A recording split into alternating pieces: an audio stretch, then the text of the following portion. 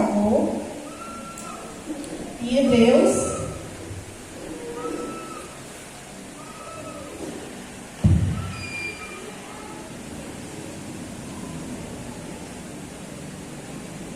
Peraí, negado, que eu me perdi aqui.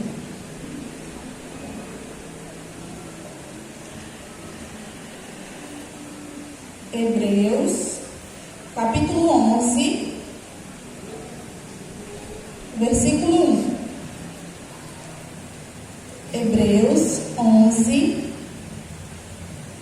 versículo 1. Amém?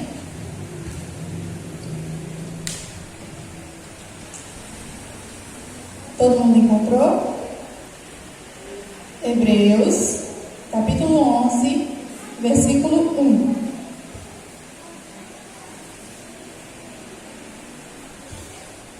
A palavra diz assim: a fé é o fundamento da esperança, é uma certeza a respeito do que não se vê. Foi ela que fez a glória dos nossos antepassados.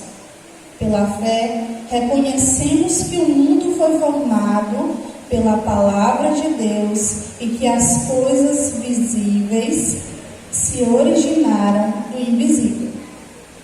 Mais uma vez, a fé é o fundamento da esperança, é uma certeza a respeito do que não se vê. Foi ela que fez a glória dos nossos antepassados. Pela fé, reconhecemos que o mundo foi formado pela palavra de Deus e que as coisas visíveis se originaram do invisível. Palavras do Senhor. Então, essa é a definição bíblica do que é fé. A fé, segundo a palavra de Deus, é a certeza daquilo que não se vê. Então, estou perdida? Então eu volto para cá. Então a gente, para aprofundar o tema, fé, como a palavra diz, né? É a certeza daquilo que nós não conseguimos ver. Não somos cegos. Então, a grandiosidade daquilo que nós não podemos ver, obviamente, é quem? Deus. A certeza de que Deus existe é a tradução da nossa fé. A palavra é muito clara. A fé é a certeza daquilo que não se vê. E mais profundamente ela diz que é também a proclamação de tudo aquilo que foi criado no invisível. Então a fé, a gente pode definir, como a palavra diz, a gente pode tentar traduzir o que é fé. Mas cada um tem uma fé singular. Acredita de uma forma específica. Nós trazemos o conhecimento, nós temos certeza de coisas, mas a fé vai de cada um e está impregnada no coração de cada um. Nós somos católicos. Acreditamos na tradição que está aqui. Nós acreditamos na palavra do Senhor, a Bíblia. E nós acreditamos também nos santos. Então a fé fundamentada, a fé de fato vivenciada, é proclamar o credo, aquilo que a igreja ensina na sua palavra, no catecismo, que é a tradição da igreja. Então o catecismo ele vai aprofundar também, para quem deseja aprofundar mais os seus conhecimentos. Esse é o catecismo da Igreja Católica, A fé que nós professamos está aqui dentro, traduzida e esmiuçada aqui dentro, certo? E ela não é um livro à parte, ela é um complemento da palavra do Senhor, certo? Então, tudo que o catecismo diz está escrito na palavra de forma traduzida e mais especificada, para que a gente tenha um conhecimento e proclame a nossa fé. Deixa eu tentar abrir aqui.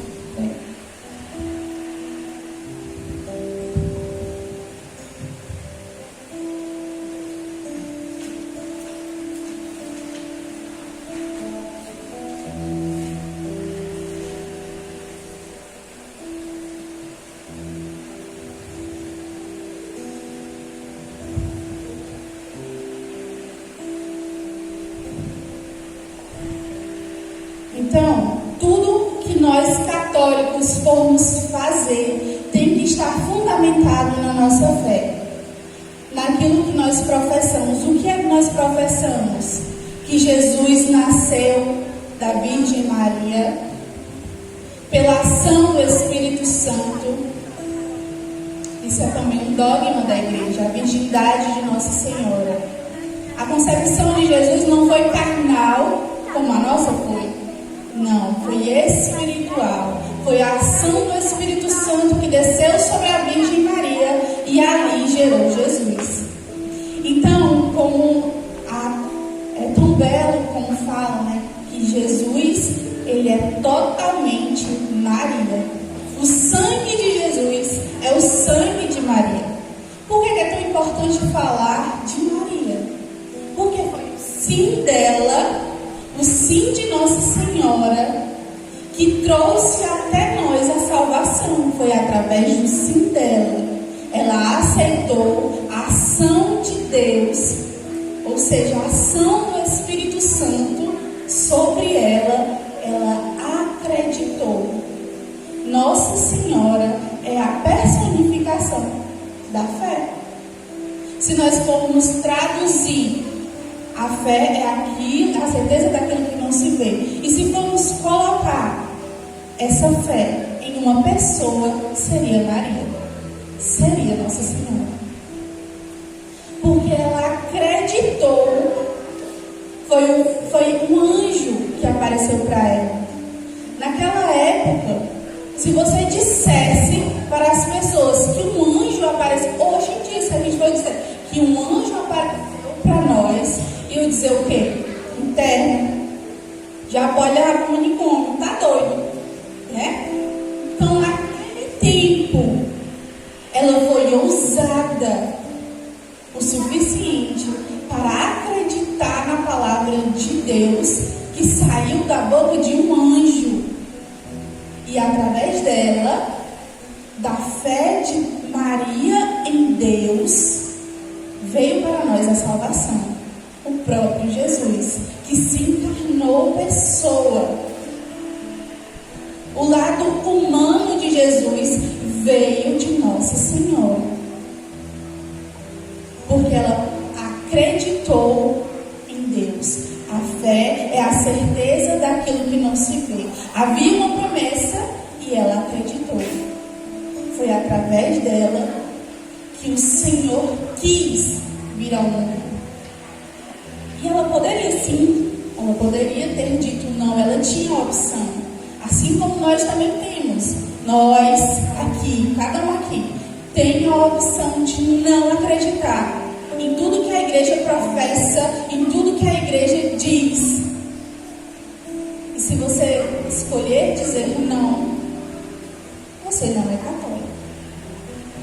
Amém? Porque nós temos que ter a certeza, se nós somos de verdade católicos, nós temos que professar a nossa fé em todo lugar que estivermos. O que é professar a fé? É sair simplesmente dizendo que todas as coisas que dizem para mim sobre a igreja, é simplesmente sair proclamando, gritando no Instagram, no Facebook, que Jesus é o Salvador, que Ele veio de Nossa a igreja veio lá dos apóstolos, é só isso? Não, não é só isso. Essa é uma pequena parte. Aí a gente entra na parte da conversão, que o nosso tema está dividido em duas coisas, né? Fé e conversão. Para que eu tenha essa ousadia que Nossa Senhora teve de proclamar a fé dela em Deus, através do sim dela, eu também preciso dar o meu sim. E esse sim, ele se configura na conversão. O que é conversão? Se a gente for olhar a origem da palavra, quem tira, por exemplo, a CNH, quem já tirou a CNH ou está em processo de tirar a sua CNH, que é a carteira de habilitação, vai saber, já estudou sobre conversão. No trânsito, conversão é dar a volta e voltar para o sentido que você está. Então, traduzindo e trazendo para nós, católicos, conversão é voltar para aquele que me criou no invisível, como diz a palavra. É voltar para Deus. Nós, a todo momento, decidimos, com as nossas atitudes, ficar com o Senhor ou não ficar com o Senhor. Então, conversão é proclamar a minha fé na minha vida, na minha história, em todo momento e em todos os lugares que eu estiver. Necessariamente pela palavra, como está sendo dito aqui? Não. A sua vida, ela é o testemunho maior. É a sua vida que as pessoas vão ver. São as suas e as minhas atitudes que as pessoas vão olhar e dizer e muitas vezes julgar. Esse daí é ou não convertido. Mas a conversão, ela se dá num processo simples. Me converti e pronto? Não. Seria fácil demais, né? E a gente sabe que se decidir por Jesus, seguir Jesus, é um processo difícil. Muito difícil. Porque exige renúncia da minha parte.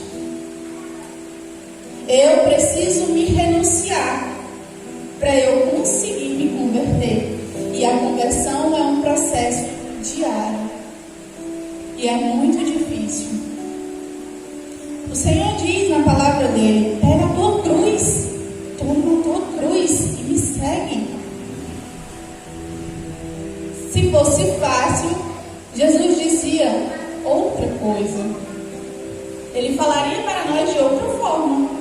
Ele não diria: toma a tua cruz e me segue. Não. Por que ele usa a cruz? Para dizer: toma a tua cruz, toma os teus desafios e me segue. Porque assim como ele se entregou naquela cruz, que foi a maior, o entregar-se de Jesus na cruz é a maior prova de amor dele para conosco. E nós podemos procurar em outras coisas, em outras pessoas, porque é natural nosso procurar o amor das outras pessoas, procurar a todo momento nos entregarmos às pessoas, às coisas, atrás desse amor inteiro, completo. Mas nós estamos nos enganando a todo momento, porque esse amor que nós buscamos tanto, esse amor completo, está somente no Senhor. Mais uma vez, conversão, voltar para Jesus, deixar de olhar para o outro no sentido de buscar no outro aquilo que quer me preencher e voltar o nosso olhar para o Senhor, voltar o nosso olhar e o nosso coração para Jesus,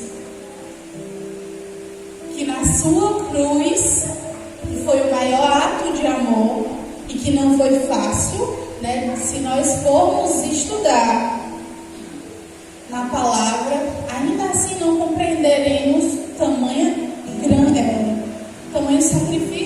foi o Senhor se entregar naquela cruz. Porque como a gente já falou aqui, Jesus é Deus, mas Jesus também é humano, também foi humano. Ele não foi humano no pecado. O Senhor não tinha pecado, não havia pecado. Mas o Senhor também sentiu dor, o Senhor também sentiu fome, o Senhor também sentiu frio, assim como nós sentimos. E o nosso processo de conversão também é sentir essas coisas, mas sempre voltarmos ao Senhor. Voltar o nosso olhar e a nossa fé para o Senhor. Então diz assim, lá no parágrafo 26 do Catecismo, diz que a fé é a resposta do homem a Deus que se revela a Ele.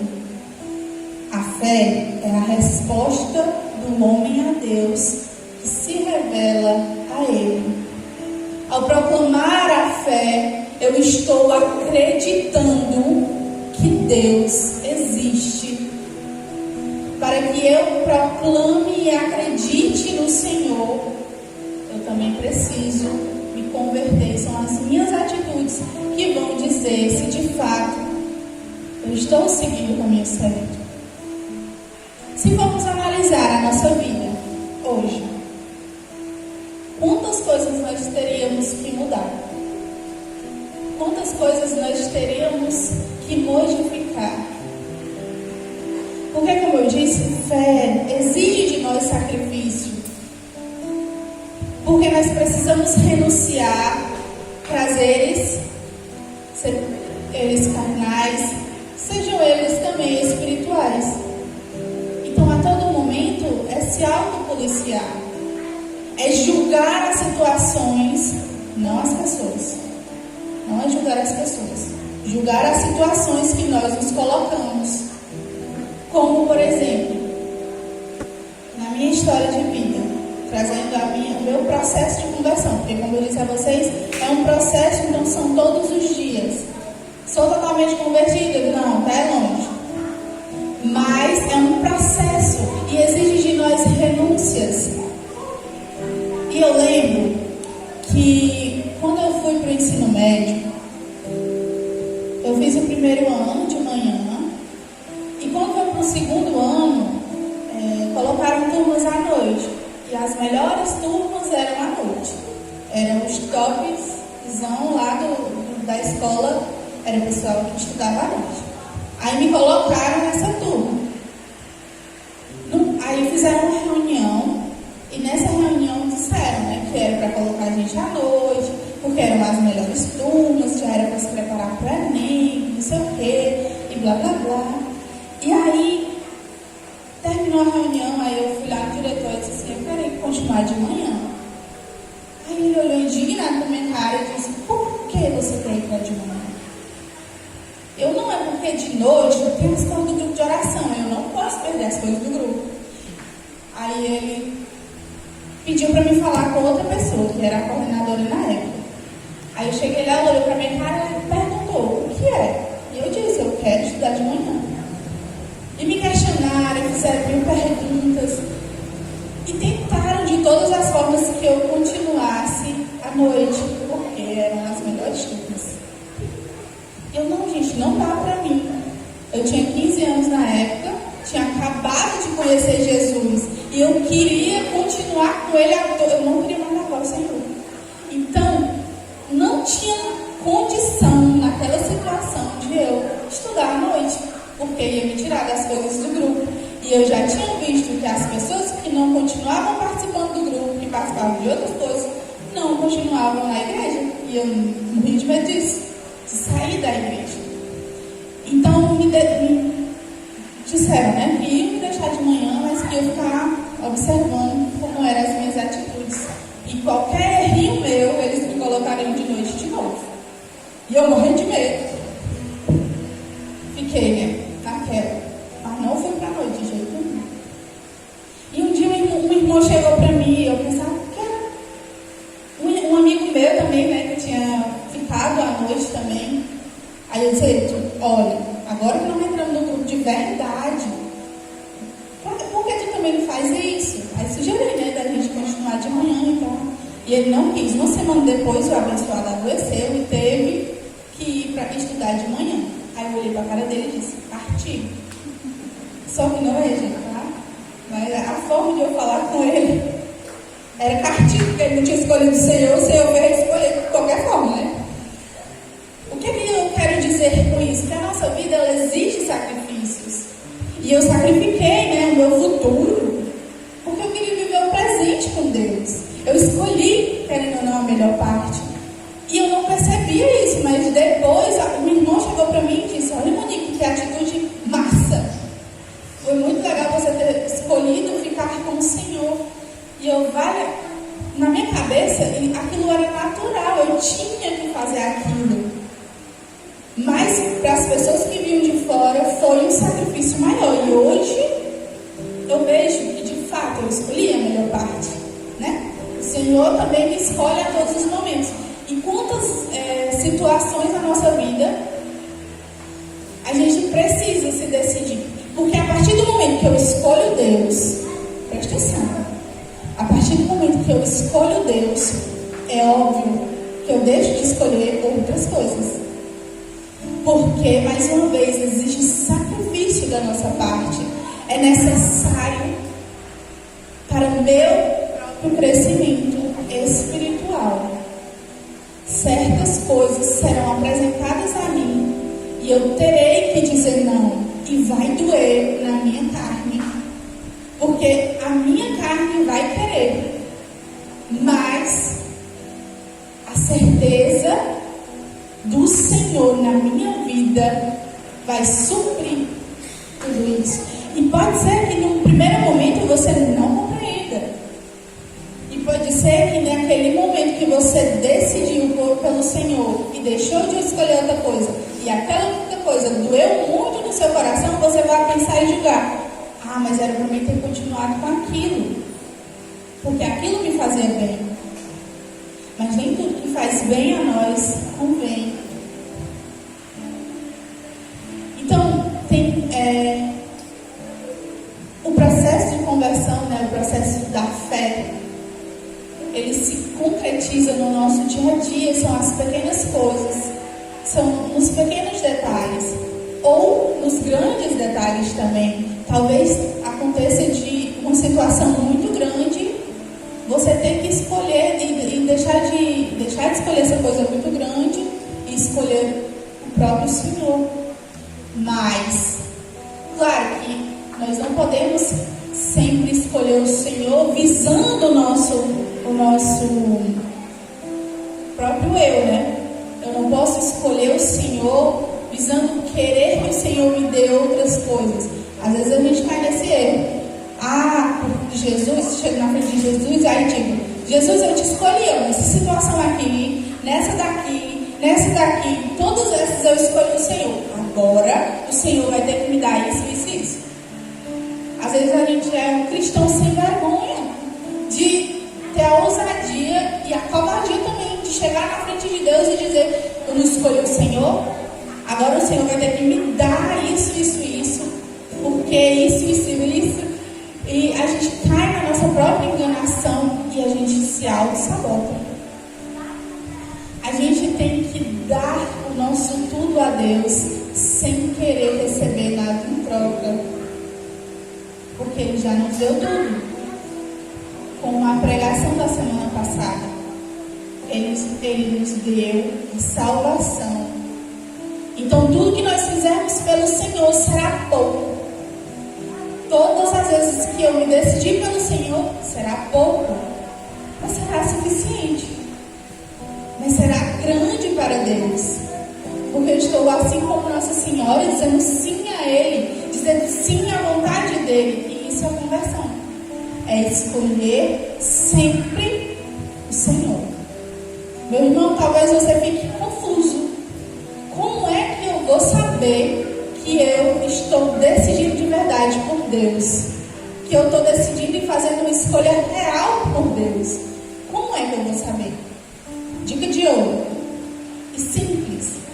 Sempre que você fizer uma escolha por Deus, fizer uma escolha segundo a vontade de Deus, o seu coração vai ficar em paz. A sua alma, ela vai se aquietar, vai ficar tranquila, vai ser algo bom. Mesmo que para o mundo pareça que é uma coisa totalmente inaceitável, aquilo que você escolheu, como na época lá no ensino médio foi para os professores, para os diretores, aquilo que eu estava fazendo, misericórdia, eu estava jogando meu futuro fora, eu estava sendo rebelde. E hoje eu me lembro a cara que eles faziam e eu tinha sempre a certeza no meu coração, eu estou escolhendo a melhor parte. Eles diziam que você vai se arrepender, olha para cada vez. Vou nada, vou não, eu estou escolhendo o Senhor. Não, mas Jesus não vai interferir na tua vida, Jesus não quer sempre o teu melhor. Eu sei, e o melhor é estar com Ele, com o Senhor, se decidir por Ele. E por que sempre que a gente se decide pelo Senhor, o nosso coração, vou trazer o testemunho. Sempre que a gente se decide pelo Senhor, sempre que a gente escolhe o Senhor, escolhe a melhor parte, o nosso coração fica em paz. E teve contando, né, o testemunho. Assim que eu casei, tinha que fazer almoço, né? Por isso que eu gostei de cozinhar. E aí, tive que fazer. Eu vi um arroz. E aí, deixei a panela destampada. Quando foi à noite que o João tinha que jantar, ele viu a panela destampada e não quis de jeito nenhum, não, arroz. Ele já me crucificar depois. Não quis de jeito nenhum, porque para ele entrou bicho, pode ter caído poeira. Eu entendo, hoje eu entendo essa situação. Né? Na época eu fiquei indignada. Menino, né? Pelo amor de Deus, eu fiz o arroz. Por que ele não é do meu arroz? Aí lá engoli, respirei. Lá se vai eu fazer outro arroz, morrendo de raiva. Aí respirei e pensei, olha Jesus, eu vou fazer. Mas eu não quero fazer. Mas eu vou fazer por amor ao meu esposo, né? Ele disse, conversa com Deus. Fiz o arroz. Quando eu terminei o processo de cozinhar o arroz, o meu coração se aliviou tanto. Eu fiquei tão tranquila, gente. E eu vendo meu esposo comendo aquele arroz tão satisfeito. A coisa mais linda. Porque tinha sido eu que fiz com o maior amor. Eu estava com raiva antes, mas aí eu respirei, né? Porque o nosso ódio também pode passar para a comida e fazer mal à pessoa. Então sempre que você for comer alguma coisa, consagre antes, tá bom? Porque você não sabe, né, quem foi que fez. Vai que a pessoa está a amaldiçoar a comida em vez de abençoar, né? Então, para prevenir, eu espero que o João Filho também tenha feito isso naquele dia. E graças a Deus, essa situação tranquilizou meu coração e ficou em paz. São coisas simples, né? Que às vezes a gente acha que as coisas para Deus sempre tem que ser sobrenatural, que tem que ser grande demais, isso, que aquilo, mas não. São as pequenas coisas, os pequenos detalhes que levam essas nossas pequenas atitudes é o que agrada o coração do Senhor. Que hora é essa, hein? Eu tenho quanto tempo, Edinho? Já acabou?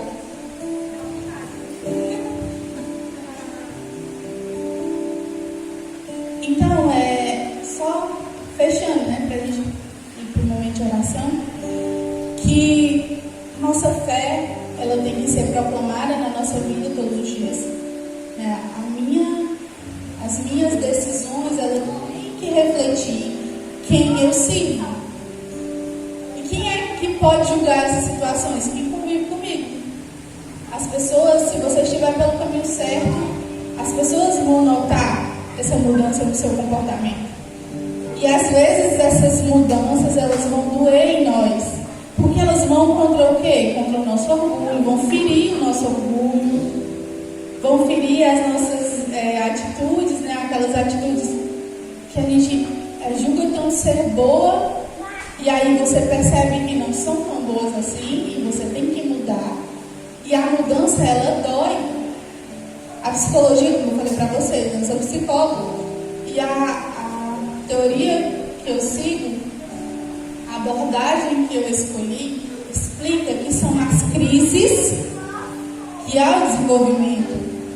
É na crise, quando nós estamos em crise, que nós vamos nos desenvolver.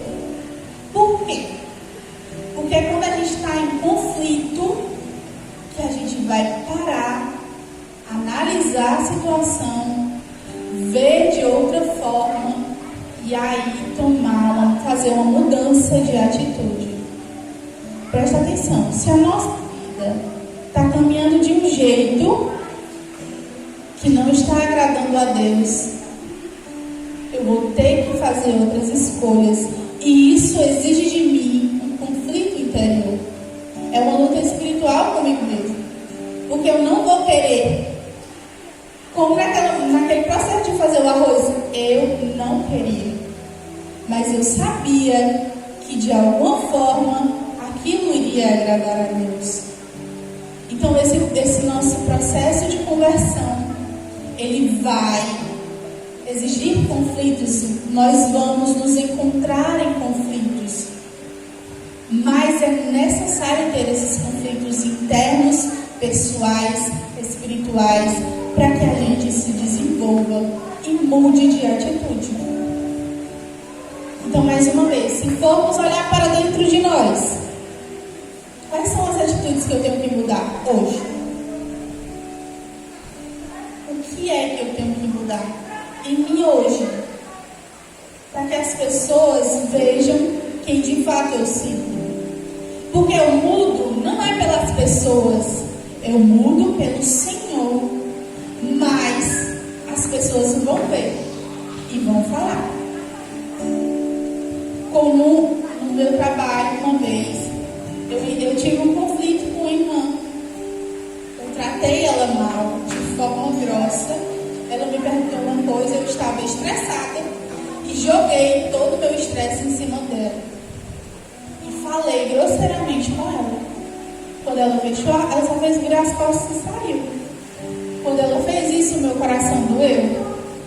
Eu sabe o apitozinho da conversão?